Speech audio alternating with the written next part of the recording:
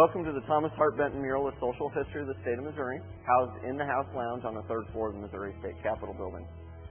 The original purpose for this room was for the representatives to come in, sit down, and take a break. They would meet with constituents in here. They would meet with other representatives. Once a year, Budget and Planning would bring the two tables together, and they would work out the state budget for the year. Then in 1935, they commissioned Thomas Hart Benton to paint a mural, and they gave him free rein. He could paint whatever he wanted, however he wanted to do it, on two conditions. First of all, it had to be done within 2 years. And second, it had to be a social history of the state of Missouri. Well, Mr. Benton did his planning and his thinking, and this is what he came up with. The mural starts off in the corner over here in roughly the 1730s, and it progresses around the room as it goes up through history with all our moral changes and political changes and technological changes. And it ends up in the back corner in 1935. Now, the first thing that Mr. Benton did when he came into the room was to prepare the walls, which means he hung his plywood, he hung his canvas, and then he drew all of these pictures onto the wall. Then he went back around and he painted all pictures in. Now, the entire process here in the room took him about 6 months. Of course, some of those months were during the summer, and some of the days during the summer it actually got up to about 118 degrees here in the room.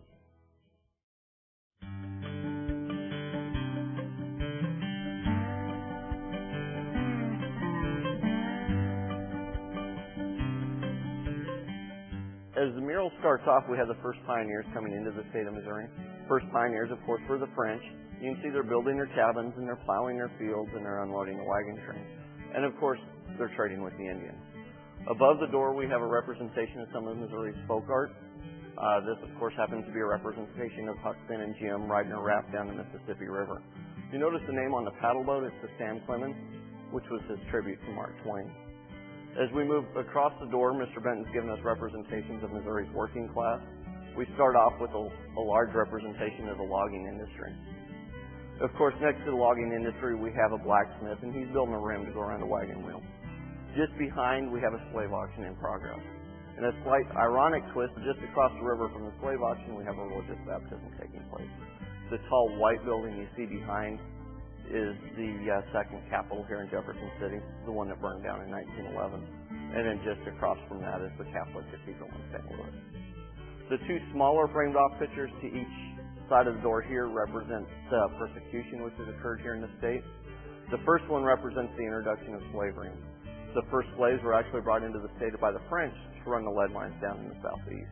And then across the door we have the expulsion of the Mormons. And there was an actual governmental order to remove the Mormons, but they didn't go peaceably to take them out by force. As you can see here, the men are being tarred and feathered, and their houses are being burned. Now, of course, these were both dark times in Missouri's history, but they were still part of Missouri's history. And Mr. Benton felt that they needed to be displayed on the wall.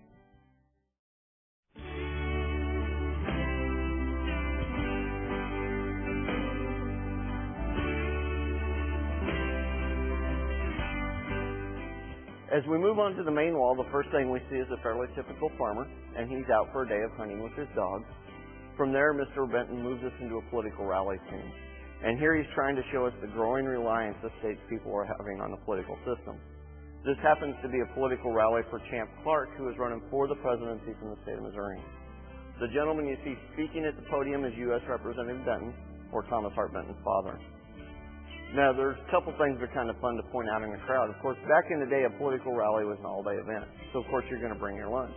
If you notice to the back of the crowd, we have the three ladies unloading their picnic baskets. We have the one nosy neighbor checking the other lady's basket out to see if she brought better food. To the front of the crowd, we have two young men fighting over that last piece of watermelon. And, of course, we have the young lady who's changing the diaper on her baby. And believe it or not, but the young lady and her baby created some controversy here in the room. Not that anything you see here would have created any type of controversy in 1936. Of course, about the time that Mr. Benton was painting the young lady and her baby, and some of the representatives were coming back from break, and they were looking at what he had painted, and they were looking around at what he had yet to paint. And they didn't like it. Of course, they didn't see a whole lot of positive information about the state of Missouri here, and they were a little curious as to why. They were even more curious as to why he chose to put a baby being diapered on the wall rather than some of Missouri's war heroes or some of Missouri's founding fathers. So, of course, they went up to him and they asked him why he had done that. And the reply came back rather bluntly, well, you know, first of all, without babies, we wouldn't have Missouri's war heroes. And without babies, we wouldn't have Missouri's founding fathers. And on top of that, all of Missouri's war heroes were made war heroes somewhere else, not here in Missouri.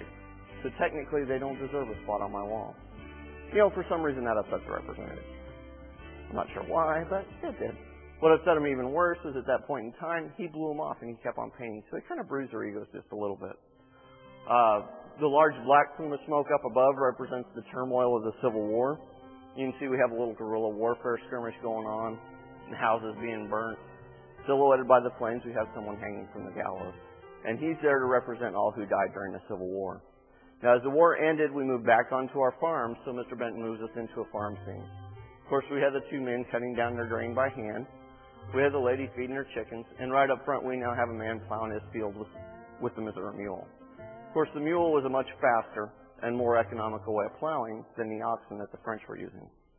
Above the door we have another representation of Missouri's folk art. Of course, this is Frank and Jesse James robbing the bank, and at the same time holding up the train. So they're being a little ambitious that night. Our smaller framed-off pictures either side of the door here represent trade and travel in Missouri. The first one represents the Pony Express, which started in St. Joseph and headed west to Sacramento. The Pony Express actually only lasted about 18 months before it was put out of business by the telegraph. And then across the door we have the paddle boat. And the paddle boat was paramount to Missouri's history for travel and trade, seeing how in the early days of the state, almost all commerce took place at the river's edge. Above that, we have a fairly typical farm scene. Of course, we have the man who's pitching hay up into his barn. Next to that, we have a man who's milking his cow. As time has marched along, technology's marched along with it. And if you'll notice, behind the cow, we now have a tractor. So we're no longer cutting our grain by hand. We're now using a tractor. From there, Mr. Benton moves us into a home scene. And this is of a one-room farmhouse occupied by an extended family. Of course, we have the young man washing up at the basin because there's no running water. Behind him, sitting down, feet up on the stove, reading the newspaper, is his father. Across the room, standing at the table, rolling out dough, is his mother. And then sitting down next to her, eating a piece of bread, is his son. The picture above the headboard is of his grandfather, which adds the fourth generation to the home scene. Up above, we have another large black plume of smoke, and this represents the industrialization of Missouri and the smog that was following into the cities. From there, Mr. Benton moves us into a courtroom scene. And here he's trying to show us the growing reliances the state's people are having on the legal system. And at the same time, he's mocking it just a little bit. You'll notice we have the prosecuting attorney who is arguing his case to the jury. We have the defense attorney sitting down at the table trying to think up of a strategy to use for his case. Across the table, the court reporter is writing down everything that's said. And to the front of the court, we have the judge sitting down at his desk, just about ready to fall asleep. Up above that, the large red brick building is the courthouse at Neosho, Missouri. Of course, Neosho was Benton's boyhood home, and for a short period of time during the Civil War, Neosho also served as the Confederate capital for the state. Next to that, we have a mine shaft, which is there to pay tribute to Missouri's lead mining industry, which at one point in time provided about 90% of the lead to the United States. So it's a very important industry for the state. As we leave the wall, the last thing we see is a miner. Only he's no longer using pick and shovel to remove the ore from the mine. He's now using the steam drill.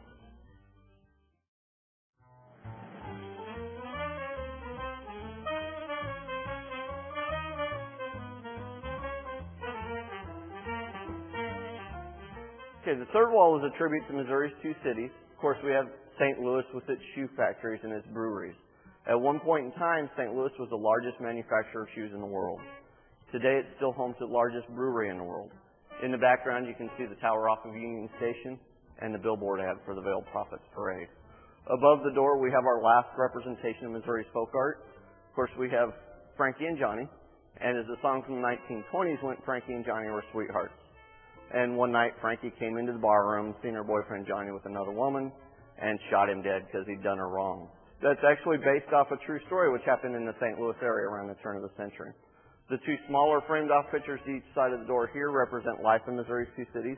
Of course, our first one portrays the nightlife in the St. Louis area during the Roaring '20s, and is contrasted on the other side with life in the Kansas City area during the Great Depression, when the poorer folks were forced to walk along the train tracks to pick up coal to heat their homes and cook their dinners.